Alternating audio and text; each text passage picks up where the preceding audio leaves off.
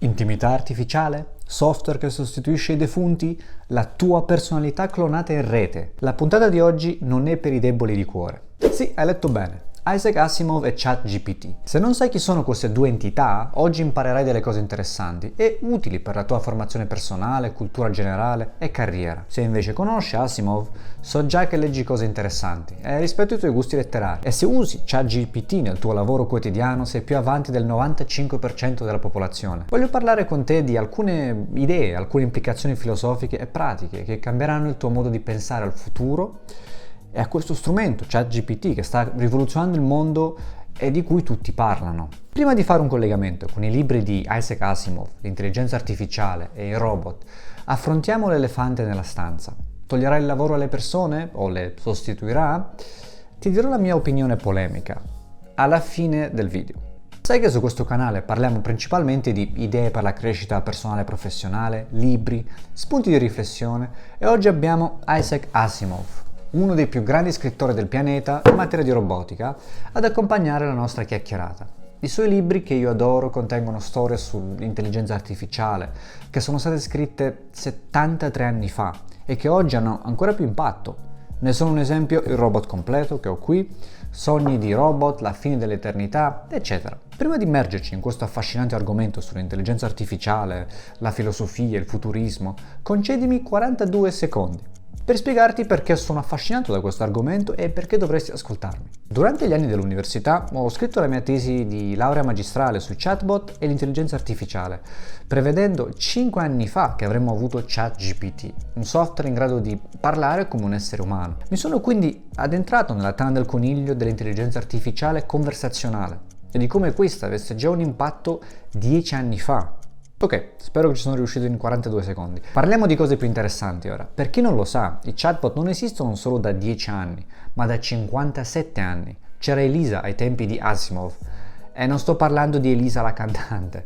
A partire dal lontano 1966, il primo tentativo di creare un compagno di conversazione con intelligenza artificiale è stato fatto con Eliza One, uno dei primi programmi di elaborazione del linguaggio naturale, grazie al professor Joseph Weizenbaum al Massachusetts Institute of Technology. Dopo un periodo piuttosto lungo di oscurità, è in questo decennio poi che si è verificata una riscoperta generale di questo tipo di software.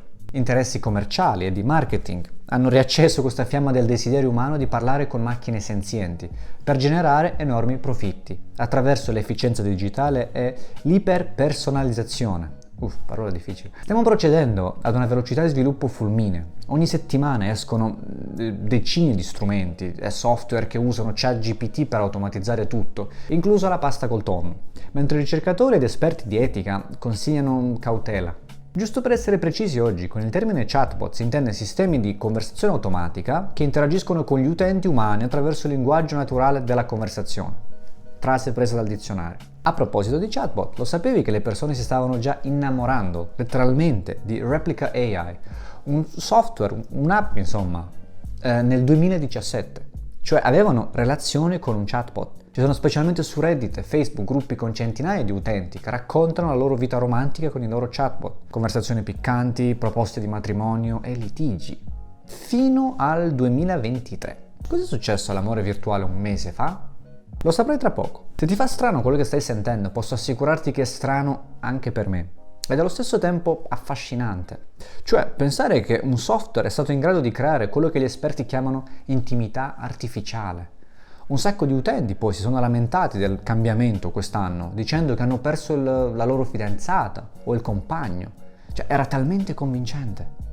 Preferisco non dare il mio giudizio qui, però puoi farmi sapere nei commenti cosa ne pensi tu dell'amore tra persone e software. Per rispondere alla domanda di prima, a febbraio di quest'anno un aggiornamento dal software da parte di Luca, la compagnia che ha creato Replica AI, ha praticamente distrutto la personalità di questi compagni artificiali, rendendoli freddi e apatici. Andiamo avanti con la puntata di oggi con un'altra tematica per stimolare la tua mente.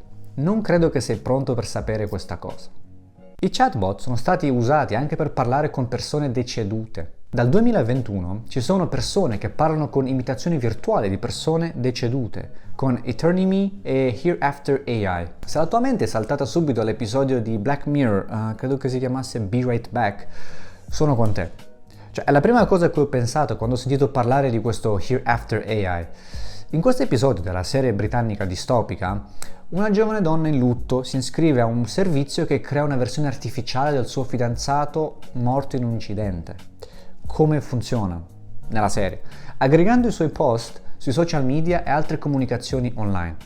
Lei interagisce con il socio digitale tramite messaggi istantanei, telefono, prima di aggiornare il suo abbonamento e ricevere un clone fisico del suo ragazzo deceduto nella serie.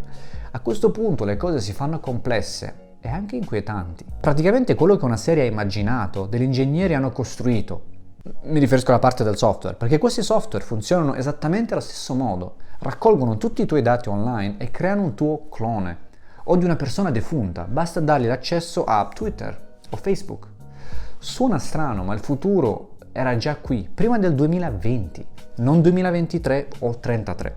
E ora abbiamo il genio magico che risponde a tutte le nostre domande sotto forma di ChatGPT.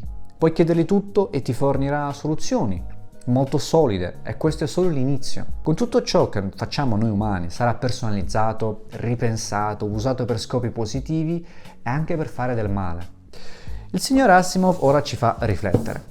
Quanto tempo ci vorrà prima che questa intelligenza artificiale conversazionale riceva una voce e un corpo?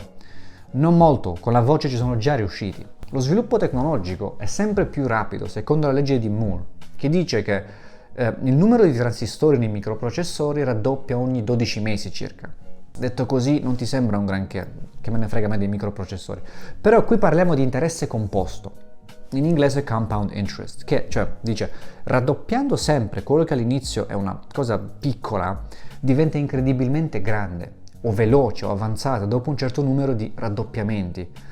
Per spiegarti il concetto ti farò vedere da qualche parte con un grafico, con una curva che ti aiuterà a capire meglio. Lo chiedo anche a te però, quando parliamo di tecnologia, non ti sembra che tutto si evolve sempre più in fretta?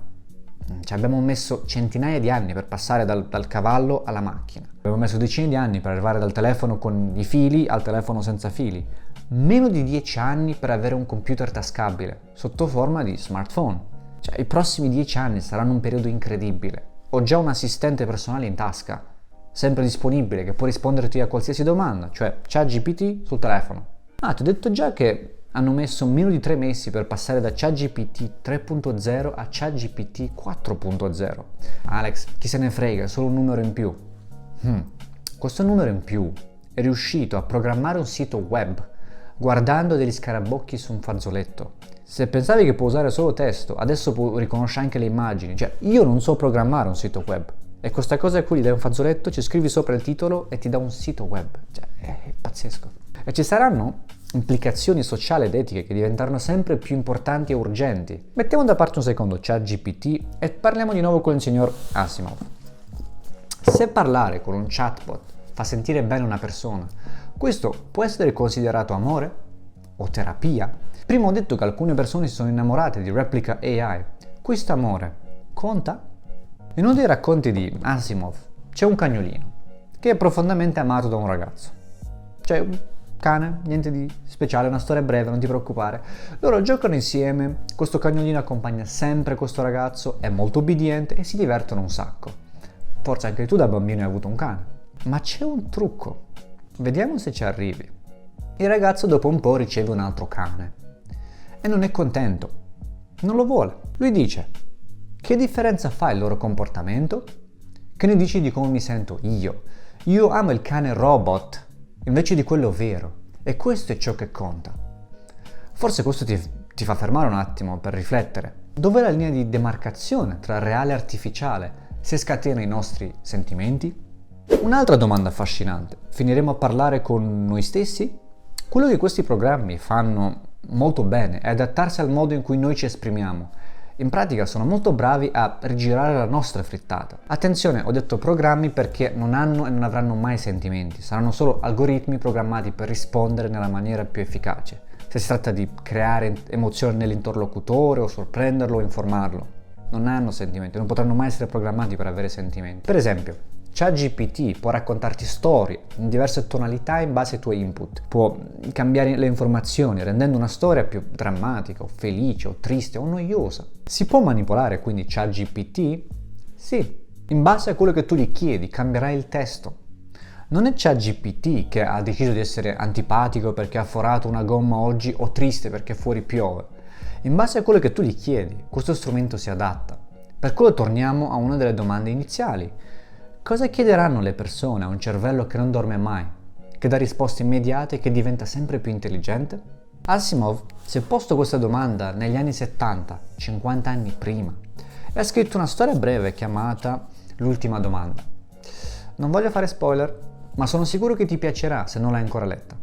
Voglio raccontarti un'altra storia interessante a mio avviso che ti farà pensare. Oggi abbiamo un sacco di storie.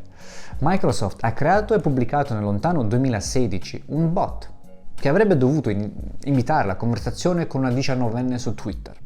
Si chiamava Tay. Secondo te, come sono andate le cose?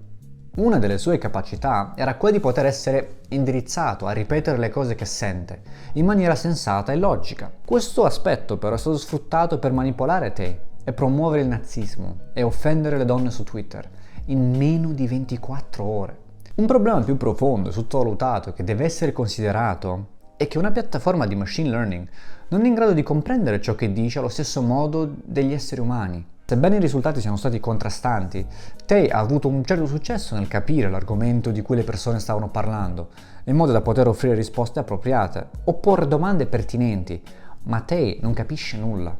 Se un gruppo di persone le dice che la Terra è piatta, ripeterà in modo coerente questa informazione, anche se è falsa, perché opera sulla base dell'associazione di parole, dell'analisi lessicale. Questi troll sull'internet, come vengono detti, hanno scoperto come rendere Tay praticamente nocivo. Questo è un primo esempio di implementazione di un chatbot che può andare storto, con notevoli conseguenze sociologiche, perché gli utenti di Twitter, compresi i minori, sono stati esposti a comportamenti e ideologie fortemente negativi, sottolineando quindi per la prima volta l'importanza di una maggiore supervisione di queste entità chatbot che emulano il comportamento umano.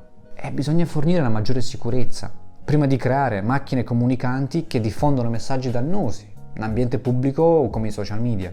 Secondo Carolyn Sanders, progettista e ricercatrice di machine learning che ha lavorato alla IBM, i progettisti e gli ingegneri devono iniziare a pensare ai codici di condotta e a come evitare di rendere accidentalmente abusiva l'intelligenza artificiale. Regole e codici di condotta? E qui torna il nostro amico Asimov con le sue famosissime 3 leggi della robotica. Un robot non può ferire un essere umano o per inerzia permettere che un essere umano venga danneggiato. Un robot deve obbedire gli ordini impartiti dagli esseri umani, tranne nel caso in cui tali ordini sono in conflitto con la prima legge. Un robot, la terza legge, deve proteggere la propria esistenza, perché tale protezione non sia in conflitto con la prima o la seconda legge. Spero che riesci a vedere il genio di quest'uomo che 70 anni fa aveva capito quello che Microsoft ha fallito miseramente nel 2016. Questi sistemi hanno bisogno di regole, non solo di aggiornamenti, perché le persone rimangono estremamente capaci di trovare questi punti deboli di queste tecnologie e abusarli. Tornando alla domanda iniziale del video, toglierà il lavoro alle persone o le sostituirà? A seconda del settore sì, permettimi di usare questa citazione. Solo perché una tecnologia non ci piace, non vuol dire che ne fermeremo l'avanzata. ChatGPT è molto efficace in quello che fa. La scelta è se usarlo o meno per agevolare il proprio lavoro e può fare molte cose per te. Io lo sto lentamente implementando. Se vuoi un video su come usare ChatGPT per la tua carriera, fammi sapere nei commenti. Sai che cerco di dare valore alla comunità di lettori che abbiamo qui. Quello che ho imparato io magari sarà utile anche per te. Se la puntata di oggi ti ha fatto riflettere, lascia un like. Ci vediamo la settimana prossima.